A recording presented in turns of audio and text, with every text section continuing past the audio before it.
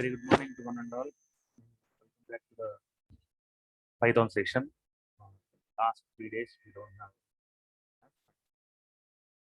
Before that, we have started learning about the functions in Python.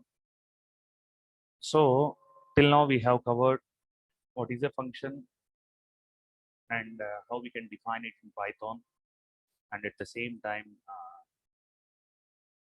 how we can call a function and what is a parameterized function and how we can call parameterized function. At the same time, we have seen about arbitrary arguments in Python, and we have seen about default values for the arguments, etc. So, especially in the previous session, we have started seeing about recursion in Python. So, whenever a function calls itself, okay, it is called as recursion. It is possible in every programming language, and in Python also, we have already seen one example on recursion. I think we have seen how we can calculate the factorial of a given number by using recursion. And then I have given you one program to do at your homes. That is how we can generate the Fibonacci series by using the recursion in Python. Okay, so I have already told the procedure of how the Fibonacci series is going to be generated. See here, for example, the Python program have to ask the user to enter a given number, right? The Python compiler will ask the user to enter a number. For example, in case if the user enters 0, okay, the user enters 0, it has to give 0 as an output. If the user enter 1, it has to give 1 as an output. If the user enters 2, it has to give 0 and 1 as an output, because we ask 2 terms, it has to give 0 and 1. If you ask 3 terms, it has to produce 0, 1 and 1. And if you ask for the 4 terms, the program have to produce 0, 1, 1, 2. Okay, and if it asks for the 5 digits, the program has to produce 0, 1, 1, 2 and 3. If it asks for the 6, okay, it has to produce 0, 1, 1, 2, 3 and 5, and so on. So in this way, the program have to generate a series of numbers with a combination of a 0, 1 and etc. Right? So see here. So if we ask only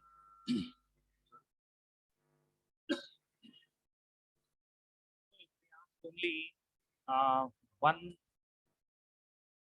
it has to produce 1. If we ask for 2 terms, it has to produce 0, 1. If we ask for 3 terms, it has to produce 0, 1, 1 and then 0, 1, 1, 2.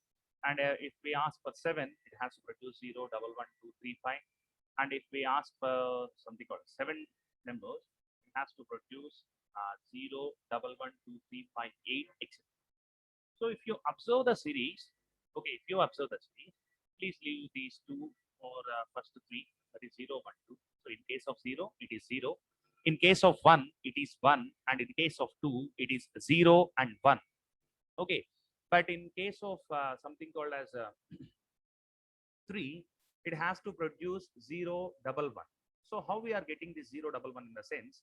So this particular number, okay, will be the result of the addition of the previous 2 numbers. So if we add 0 plus 1, we are going to get 1. And if you observe these 2, it will be the result of adding these 2 elements. So if we add 1 plus 1, we are going to get 2 as an output. And at the same time, if we add 2 and 1, so if we add 2 and 1, we are going to get 3, the next term. And if we add 2 plus 3, we are going to get 5, which is the next term. And similarly, if we add 5 plus 3, we are going to get 8. And if somebody wants something called as 8 numbers, first we start with 0, 1 and 0 plus 1, 1, 1 plus 1, 2, 2 plus 1, 3, and 3 plus 2, 5, 5 plus 3, 8, and 8 plus 5, 30. So if we ask for 8 terms, the program have to produce all these numbers. And if we ask for 9, okay, along with all these numbers, the last number will be 8 plus 13, that is 21. Okay, so this is how the Fibonacci series will be generated. So we start with 0 and 1, and we keep on going by adding the previous two numbers. So 0 plus 1, it will become 1, and then 1 plus 1, it will become 2, and 2 plus 1, 3, 3 plus 2, 5, and 5 plus 3, 8, and similarly, we go for adding n minus 1 plus n minus 2 in order to generate the number n. Okay, for example, these all are the series of numbers. If we want to get this n number, we are going to add n minus 2 number plus n minus 1. Okay, so this is how we generally get the Fibonacci series. So for this, I asked you all to write one program on Fibonacci series and by using recursion. Okay, so let us see how we can generate that Fibonacci series by using recursion. So as all we studied from the last 3 or 4 classes, that in order to define a function in Python, okay, in order to define a function in Python, we are going to have the keyword of def. We are going to have the keyword of def, and let us assume that my function name is fib. Okay, so this function is having one parameter, that is n. Okay, so def is used to define a function, and the function name is fib, and n is a parameter for the function. Okay, so now now let us write the body of the function. So here the body of the function is that if okay, if n equal to 0, okay, if n equal to 0, so in case of 0, what we want as an output? So we want 0 as an output. So if the user enters 0, we will get 0 as an output. Okay, and then else if, okay, else if, what is the next one? Else if n equal to 1. So in case if n equal to 1, it has to return 1 as an output. Okay, if n equal to 1, it has to return 1 as an output. And else, okay, else, so what the program should return? So the program have to return, so return, so what it should return in the sense, it has to return this. I am going to use the recursion, so I am going to call the same function again.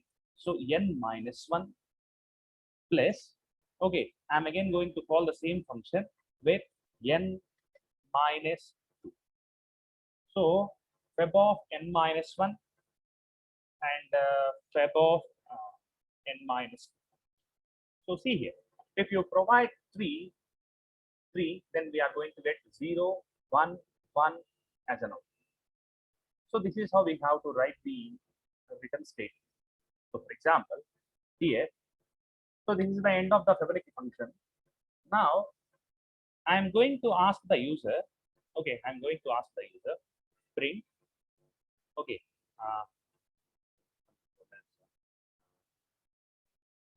a equal to int of, okay, int of something called as input of a equal to input of enter number of terms, you want. Okay, enter number of terms you want. After that, okay, after that, I am going to check the value. For example, if, okay, if a is less than, okay, if a is less than 0, okay, if a is less than 0, I want to print something on the output screen as please enter the positive number. Please enter positive number. Okay, and in case, okay, in case else, so here print uh, the Fibonacci series is the Fibonacci series is Okay, the Fibonacci series. So see here. So here we have to take one for loop. For example, for something called as here we had taken the number of terms into A. So for I in for I in A,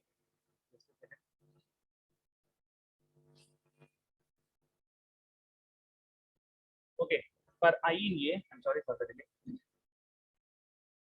We have to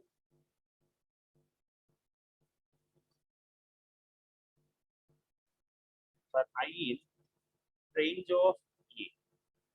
So for I in range of A, I want to print.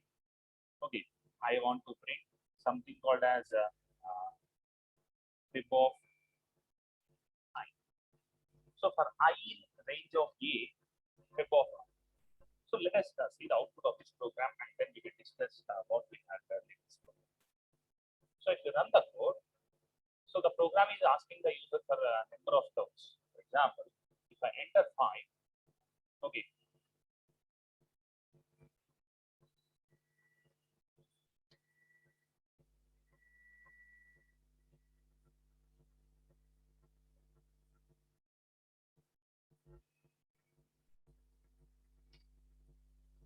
So see, so enter number of terms you want. So if I enter 2, it has produced the Fibonacci series is 0, 1. That is, I want 2 terms. If I want 2 terms, the 2 terms are 0. So let us see how the program has been executed. See here. So here it has asked the user to enter the number you want. So I enter 2. Okay, I enter 2. So that variable A is initialized with the value 2. Okay, variable A is initialized with the value 2. Here I have a if condition here. If 2 less than 0. So 2 is not less than 0. That's why this if condition was not executed. And else, so in case what happens if the 2 is greater than or equal to 0, it should execute else. So if it else is executed, I have printed something called as the Fibonacci series is out on the output screen, and then I have used the for loop. So when I take for I in range of A, what is the value of A? The value of A is 2. So I value will start at 0. Okay, and then I value will become 1. Okay, and then I value will become 2, but it will not execute. So I value will be iterated from 0 and 1. So we call this Fibonacci series by passing I value as 0, and then we call this Fibonacci series by passing I value as 1. So when the I value is 0, okay, when I value is 0, so this function is going to be executed. So when I value is 0, then I is passed to n. So when n equal to 0, we had asked the program to return 0. That's fine. As printed 0 on the screen. And then I value became 1. And again, if we call the Fibonacci series, okay, if we call the Fibonacci series, so because the I value is 1, it has returned 1. So when we ask the program to enter or to produce 2 terms, okay, when we ask the user, just a second.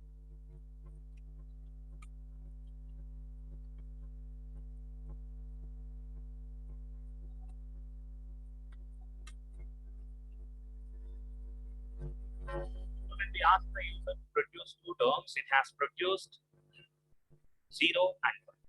So this is how the Fibonacci series will be. Okay, so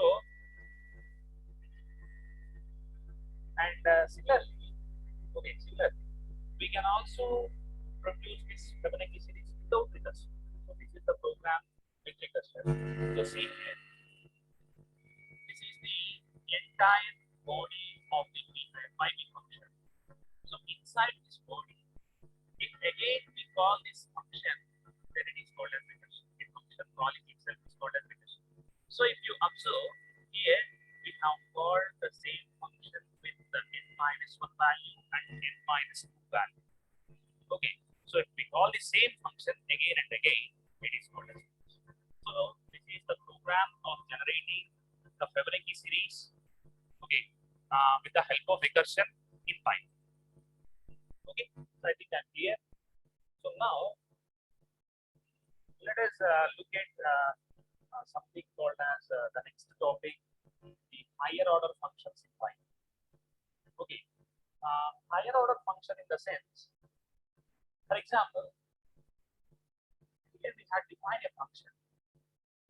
Okay, so it is a normal function. Okay, it is a normal function.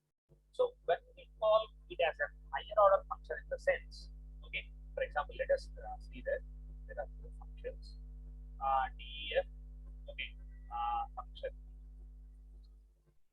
def function 1, okay, and it is the body of the function, and there is one more function, def, and the second function is that function 2, okay, def function 1 and def function 2. These are the two functions. So these are the normal functions. Okay, these are the normal functions. So what we have to do in order to make these functions as higher order functions in the sense, for example, for the parameter of function 2, okay, here for the parameter of function 2, if we pass function 1 as a parameter, okay, if we pass function 1 as a parameter, so that is instead of writing def function 2 without 0 parameters, if we write the function 2 as def, okay, function 2, and the place of parameters, if we use function 1 and if it is the body of the function, then this one is called as higher order function. So passing normal variables as a parameter will not make a function as higher order parameter. If we pass one function as a parameter to the another function, then this function is going to become an higher order function. Okay, a higher order function. So this is the one way of making a higher order function. And we have another way of making a higher order function. That is, so here, see here, in this program, in the previous program, if the value of n equal to 0, we have written 0. If the value of n equal to 1, we have written 1.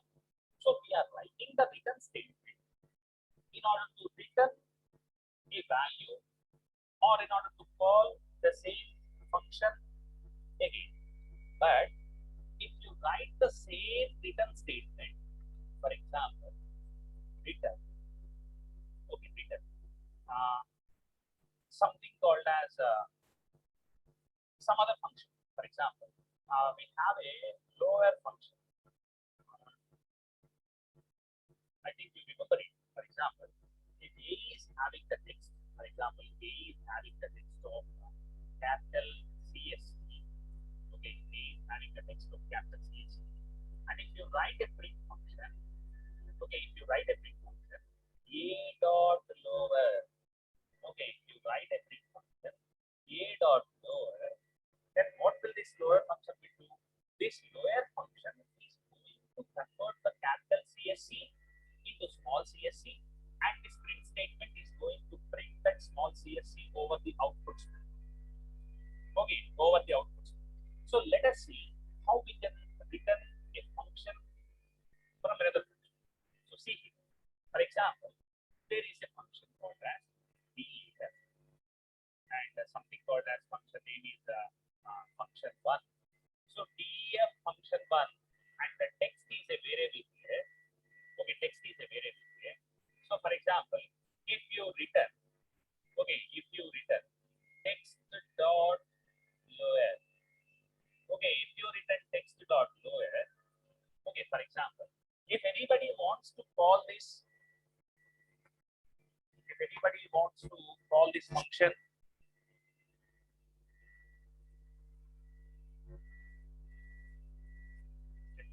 if my voice is not clear,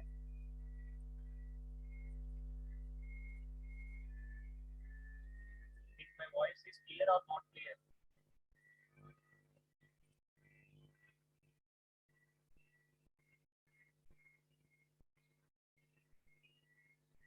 Is it low or is there any some disturbance?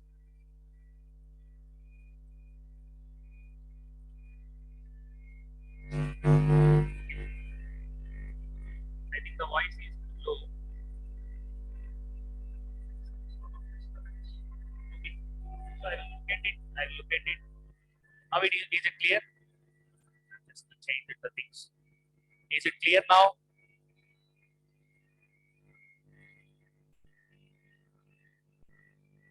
Okay. So right. So see here. So I'm defining a function here. Okay, I'm defining a function, and the function name is fun1, and this function is going to take one variable as a parameter. So for this variable, I can pass an integer value, a floating point value, or a text, etc. Whatever we want to pass, we can pass. Okay. So see here.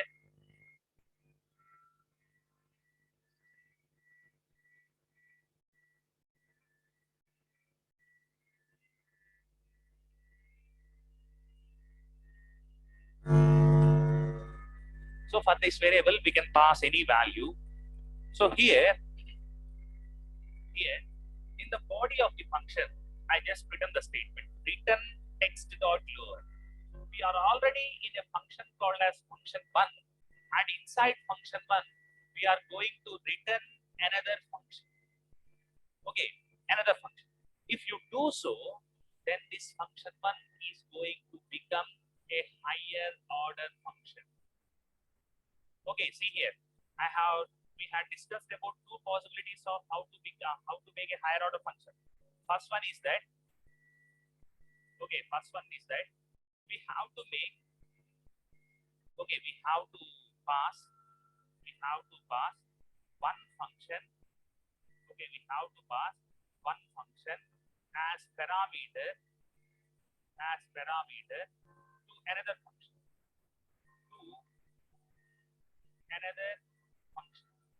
Okay, and in the second possibility, one function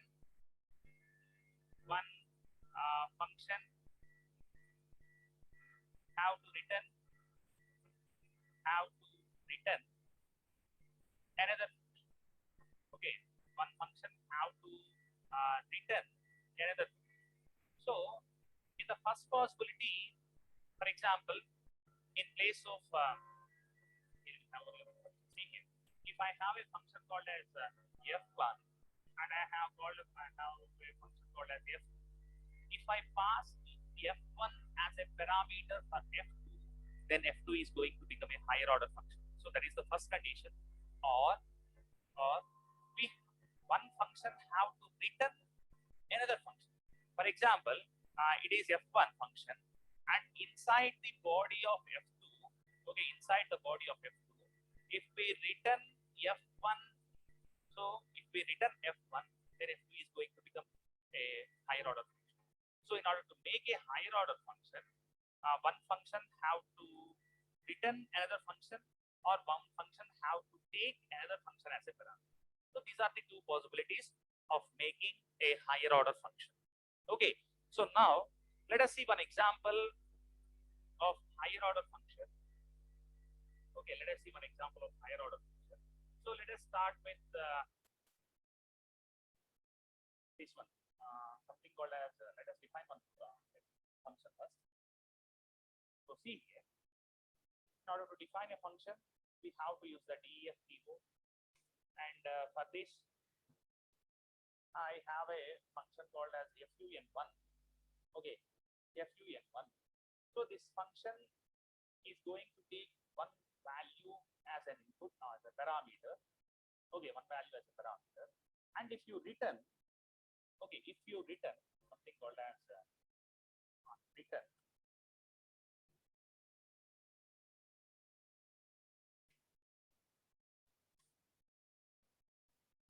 a dot, for example, upper. If you return a dot upper, so see here, in this program, we are in a function one, but the program, that function is going to return other function, that is upper function. So we can call this function one as a higher order function. Okay, we have already seen two possibilities. one function should take another function as a parameter, or one function should return another function as a parameter. Okay, then that particular function will become a higher order function. So see here, we had defined a function 1. That function 1 is going to return a upper function as an output. Okay, so if you want to call this function 1, okay, if you want to call this function 1, you can call this function 1. Okay, you can call this function 1 by passing something called as CSC. Okay, CSC, and that function is going to return the uppercase of CSC. That's why I am going to print the function. If you do so, you can see here, you have passed the small CSC as an input to that function, but I got capital CSC as an output of that function. So see here. So if you don't use this print statement, we are just calling the function. That function will return the uppercase, but that uppercase will not be printed on the output screen. So in order to print that uppercase, we have to call the print function.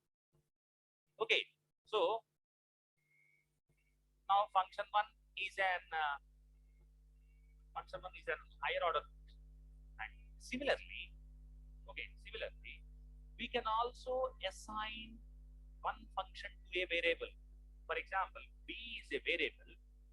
For this b variable, I am assigning function 1. Okay, for b variable, I am assigning function 1, and if I call something called as a print, okay, print b of, okay, print b of something called as AIML, okay, AIML, and if I run the program, and that event will be converted into, okay, that event will be converted into capital letters. So see here, if we assign a function to a variable, then what will happen is that one copy of this function will be assigned to this variable. One copy of this function. So the entire thing will be copied. The original thing will not be done. The entire thing will be copied, and the copy of that entire thing will be assigned to B. So if some people call the function B, then it is going to perform the same task where the function 1 is performed. Okay, so this is how